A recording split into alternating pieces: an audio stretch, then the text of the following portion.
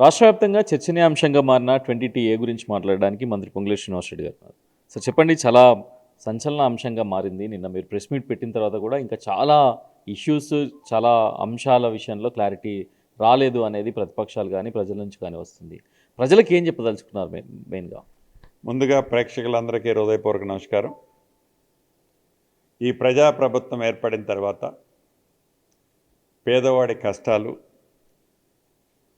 కర్షకులు కార్మికుల బాధలు తెలిసిన ఈ ప్రభుత్వం ఏ పేదవాడైతే, ఏ చిరు ఉద్యోగి అయితే ఈ హైదరాబాద్ కోరు ప్రాంతంలో చిన్న చిన్న ఆస్తులు కొనుక్కొని ఆ ఆస్తులు ప్రభుత్వం కొట్టేయాలనో, ప్రభుత్వం ఇంకొకళ్ళకి ఎవరికో ఇయ్యాలనో, ఇంకేదో చేయాలనో, ఏవైతే ప్రధాన ప్రతిపక్షంలో ఉన్నామనే జ్ఞానం కూడా మర్చిపోయి మాట్లాడుతున్న మాటలు చాలా బాధ అనిపిస్తున్నాయి.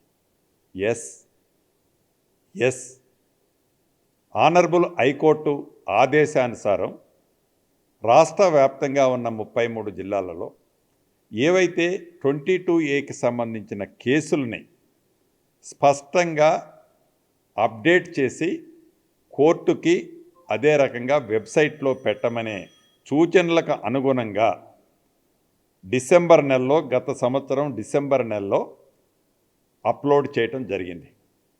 ఈ అప్లోడ్ చేసిన సందర్భంగా కొన్ని దశాబ్దాల నుంచి, అది ఉమ్మడి ఆంధ్రప్రదేశ్ నుంచి ఏవైతే యుఎల్సీకి సంబంధించిన ఆస్తులు కానివ్వండి, ప్రభుత్వం వివిధ కారణాల చేత ప్రైవేటు వ్యక్తులకి ట్రాన్స్ఫర్ చేసిన ఆస్తులు కానివ్వండి, దేవాదాయ భూములు ప్రైవేటు వారికి అఫీషియల్గా సేల్ చేసిన ఆస్తులు కానివ్వండి, వివిధ ఆస్తులకు సంబంధించి వివిధ జీవోలు, మెమోలు, ఆర్డర్స్ ప్రకారం ఇచ్చిన ఆస్తులని ఆన్ పేపర్ ట్రాన్సాక్షన్ రిజిస్ట్రేషన్లు జరిగాయే తప్ప సాఫ్ట్ కాపీలో అప్లోడ్ చేయలేదు ఆనాడు.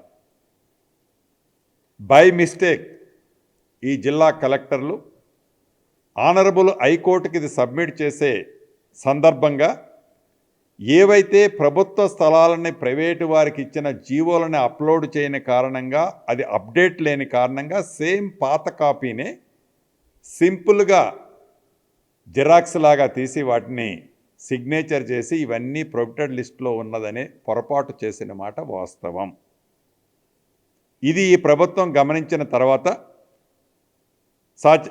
పెద్దల ముఖ్యమంత్రి గారి సూచనలకు అనుగుణంగా ఏదైతే యథార్థం ఉందో, ఏ పేదవాడైతే తన కష్టార్జితంతో కొన్న ఆస్తులకి ఈ ప్రభుత్వం పూర్తి భద్రత ఇస్తుందని నమ్మి ప్రజాప్రభుత్వాన్ని తెచ్చుకున్న వీరికి ఎట్టి పరిస్థితిలో ఎవరికి కూడా గజము చోటు కూడా ఫోర్గో కావటం కానీ, ₹1 ఖర్చు అవటం కానీ ఉండదు అనేది మరొక్కసారి TV9 ద్వారా రాష్ట్రంలో ఉండే ప్రజలతో పాటు ముఖ్యంగా కోర్ హైదరాబాద్ ప్రాంత నా కుటుంబ సభ్యులకి మరొక్కసారి చెప్తున్నా. దీనికి హామీ నేనే. మీరు ఇంత క్లియర్గా చెప్తున్నప్పటికీ ప్రధాన ప్రతిపక్ష నేతలైన హరీష్ రావు కానీ మిగతా నాయకులు ఆరోపిస్తున్నారు, ముఖ్యమంత్రికి పొంగులేటి శ్రీనివాసరెడ్డికి తెలియకుండా అసలు ఏ భూమి ఒక గజం కూడా అధికారులు చేయరు, అధికారుల వెనుక ఉండి నడిపించిందంతా ముఖ్యమంత్రి, రెవెన్యూ శాఖ మంత్రి అనేది ప్రతిపక్ష నేతలు చెప్తున్నారు.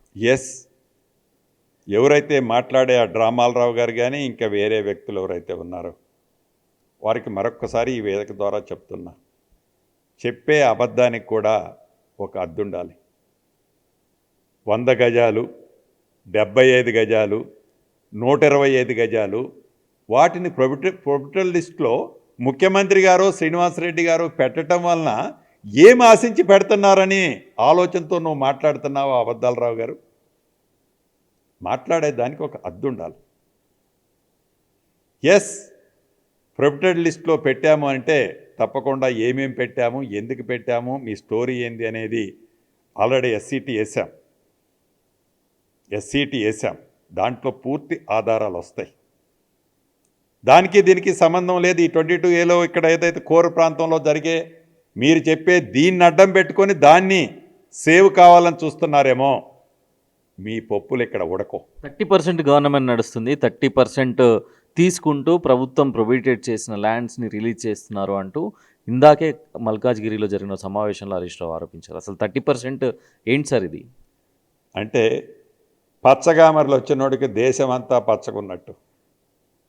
వారు అధికారంలో 10 సంవత్సరాలు ఉన్నప్పుడు ఏ రకంగానైతే పర్సంటేజీలు ప్రజల దగ్గర కలెక్ట్ చేశారో ఆ ఫిగరే ఇంకా వారి మెమరీలో చక్కర్లు కొడుతుంది. ఎస్ అయ్యా, ఏ వ్యాపారం చేసినవని స్లిప్పర్లతో తిరిగిన నువ్వు, ఏ కాంట్రాక్టులు చేసినవనో, ఏ బిజినెస్ చేసినవనో, ఎక్కడ ఇండస్ట్రీ ఉందనో స్లిప్పర్లతో తిరిగిన నువ్వు ఈనాడు ఈ 1,00,000 కోట్లకో 50,000 కోట్లకో ఆస్తులు ఎక్కడి నుంచి వచ్చాయా? ఆ 30% కదా మైండ్లో నీకు తిరిగేది. మాట్లాడటానికి కొంచెం నేలక. ఎప్పుడు మా ముఖ్యమంత్రి గారు అన్నట్లు ఎదగటం కాదు ఇది కూడా ఉపయోగించమన్నట్లు మాట్లాడేదానికి ఒక హద్దు ఉండాలి. 22Aకి సంబంధించి నిన్న మీరు రివ్యూ చేశారు, కలెక్టర్లకు చాలా స్పష్టమైన ఆదేశాలు ఇచ్చారు. అమలవుతున్నాయా సార్? ఎట్లా ఉంది ఎగ్జిక్యూషన్ అంతా కూడా? రిజిస్ట్రేషన్ స్టార్ట్ అయ్యాయా? ఎప్పటిలోగా మనకి ఇది ఒక స్ట్రీమ్ లైన్ కావచ్చు?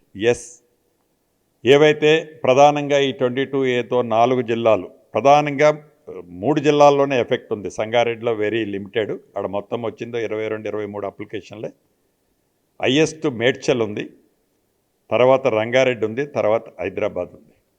ఈ మూడింటికి సంబంధించి నిన్న ప్రాథమికంగా ఫుల్ ప్లెడ్జ్లో డిస్కషన్ జరిగిన తర్వాత 44 మంది ఫీజు కట్టి అప్లోడ్ చేశారు రిజిస్ట్రేషన్స్ కోసం. ఆ 44 మందిలో సుమారు 34-33 జెన్యూన్ ఉన్నోళ్ళు ఉన్నారు. జెన్యూన్ ఎన్నుంటే అన్ని 44 జెన్యూన్ ఉంటే 44 నిన్న కాల్ చేశారు. సుమారు 7-8 మందో నిన్న 7-8 మందో నిన్న రిజిస్ట్రేషన్ చేసుకున్నారు. ఇవాళ రేపట్లో మిగిలిన వాళ్ళు రిజిస్ట్రేషన్ చేసుకుంటారు. ఏవైతే సుమారు 753 అప్లికేషన్లు వచ్చాయో ఈ 44 తీసేస్తే మిగిలిన 700లో జెన్యూన్ ఉన్నాయి, మోర్ దాన్ 400 ప్లస్ ఉన్నాయి. ఆ ప్లస్ ఉన్న వాళ్ళందరికీ ఆల్రెడీ కమ్యూనికేట్ చేశాం. ఆ కమ్యూనికేట్ చేసిన వాళ్ళందరూ కూడా స్లాట్ బుక్ చేసుకుంటారు. స్లాట్లు ఏదన్నా అయిపోయినా కూడా అడిషనల్ స్లాట్స్ ఇవ్వమని కూడా ఆదేశాలు ఇవ్వటం జరిగింది. దీంతోపాటు రాబోయే 15 రోజులు ప్రతిరోజు రెగ్యులర్గా ఏవైతే నేను ఒక ఉన్నత స్థాయి కమిటీని వేశానో, principal secretary revenue Lokesh Kumar గారు, అదే రకంగా stamps and registration IG Rajiv Gandhi గారితో కలిపి 5 5-మ్యాన్ కమిటీ ఒకటి వేయటం జరిగింది. ఈ 5-మ్యాన్ కమిటీ ఈ రాబోయే 15 రోజులు మెయిన్ ఈ కోర్ ఏరియాలో ఎక్కడైతే ప్రాబ్లమ్స్ ఉన్నాయో డే టు డే ఫాలో చేస్తూ ప్రజలకి అసౌకర్యం కలగకుండా ప్రభుత్వ ఆస్తుల్ని కాపాడుతూనే ప్రజల ఆస్తులకి ఎక్కడా ఇబ్బంది కలగకుండా, ప్రైవేటు ఆస్తులకి ఎక్కడా కష్టం రానియకుండా, ఎవరి ఆఫీసులు, ఎవరు దయాదాక్షిణ్యాలు, ఎవరి ఇంట్రెస్ట్లు లేకుండానే రిజిస్ట్రేషన్ చేసే విధంగా వాటిని సవరించడం జరగడం ఇది ఒక వంతు అయితే, ఏవైతే అప్లై చేయని వాళ్ళు కూడా ఎవరైనా ఉంటే అటువంటి వాటిని కూడా ఎవరూ టెన్షన్ పడక్కర్లేదు. 22లో న్యాయమైన మీవి ప్రభుత్వ భూములు కాకుండా ఉన్నాయో వాటన్నిటినీ కూడా ఈ ప్రభుత్వం వితిన్ షార్ట్ స్పెల్లోనే ఆ 22A నుంచి తీసేయటం జరుగుద్ది. అదే రకంగా CS7, CS14 ఈ హైదరాబాదులో కొన్ని వేల ఎకరాలు ప్రభుత్వ స్థలమని, కొన్ని దశాబ్దాలుగా ఆ ఆస్తులు ప్రభుత్వాన్ని అని, ప్రైవేటు అని కొంతమంది వ్యక్తులు ఆనరబుల్ వివిధ కోర్టులలో వాటిని కొట్లాడుతూ వస్తున్నారు. ఫైనల్గా కేసు ప్రభుత్వ పక్షాన ఆనరబుల్ సుప్రీంకోర్టులో కేసు పెండింగ్ ఉంది. దీనికి సంబంధించింది గత ప్రభుత్వాల్లో కొన్ని ఏవైతే క్లియరెన్స్లు ఇచ్చారో ఆ క్లియరెన్స్లు ఇచ్చి ఐరేజ్ బిల్డింగులకి ఇతరత్ర పర్మిషన్లు ఇచ్చారో వాటిని కూడా సబ్జెక్టు కండిషన్ సుప్రీంకోర్టు ఇచ్చే ఆదేశాల అనుసారం దీన్ని ఫాలో అయ్యే విధంగా వీటిని కూడా రిజిస్ట్రేషన్స్ చేయమని అధికారులకు క్లియర్ రిటర్న్ ఇన్స్ట్రక్షన్స్ ఇవ్వటం జరిగింది. ఏది ఏమైనా కూడా మేమేమీ దాచిపెట్టడం లేదు, మేమేమీ బుకాయించటం లేదు, మేమేమీ ప్రజలని మభ్యపెట్టడం లేదు. మళ్ళీ చెప్తున్నా, ఉద్దేశపూర్వకంగా ఈ ప్రభుత్వం అధికారులు కానీ ఈ ప్రభుత్వం కానీ చేయలేదు. పొరపాటు జరిగిన మాట వాస్తవమని చెప్పాను. ఈ పొరపాటుని యుద్ధ ప్రాతిపదిక మీద ఎవరికి నష్టము కష్టము కలగకుండా చేయాలి అని ఆదేశాలు ఇచ్చాము, జరుగుతుంది. టైం బాండ్ ఎంత పెట్టుకుంది సార్ ప్రభుత్వం? ఇప్పుడు అప్లై చేసుకున్న వారికి, లేదా ఇదివరకు అప్లై చేసుకున్న వారికి, ఇప్పుడు అప్లై చేసుకునే వారికి ఎంత టైం లోపల ఇది క్లియర్ చేయాలనుకుంటున్నారు? నాకు తెలిసి మ్యాక్సిమం వితిన్ వీక్ డేస్లో ఏవైతే పెండింగ్ ఉన్నాయో జెన్యూన్ ఉన్న వాటిని అన్నింటినీ క్లియర్ చేస్తాం. Maximum outer limit is week days. అదే రకంగా ఒక టోల్ ఫ్రీ నెంబర్ ఇచ్చాం. కొంతమంది ప్రబుద్ధులు అడుగుతున్నారు, మా దగ్గర జనతా గ్యారేజ్ నీ జనతా గ్యారేజ్ ఎందుకు ఓపెన్ చేసినవో, దేనికోసం ఓపెన్ చేసినవో, నీ కథ ఏందో, నీ కహాని ఏంటో అన్నీ తెలుస్తూ రైట్. ఇది ప్రభుత్వానికి సంబంధించి చాలా చిత్తశుద్ధితో ఉన్నాం. 22A సంబంధించి పొరపాటు జరిగింది. దాన్ని పూర్తి స్థాయిలో కూడా ప్రక్షాళన చేస్తున్నాం. ఎవరికీ అన్యాయం జరగకుండా చర్యలు తీసుకుంటాం. కొంతమంది కావాలనే స్వార్థపూరిత రాజకీయాల కోసం ప్రజలను తప్పుదోవ పట్టించే విధంగా మాట్లాడుతున్నారు అంటూ రెవెన్యూ మంత్రి పొంగులేటి శ్రీనివాసరెడ్డి చెప్తున్నారు. కెమెరా పర్సన్ యూసఫ్తో కలిసి ప్రభాకర్, TV9.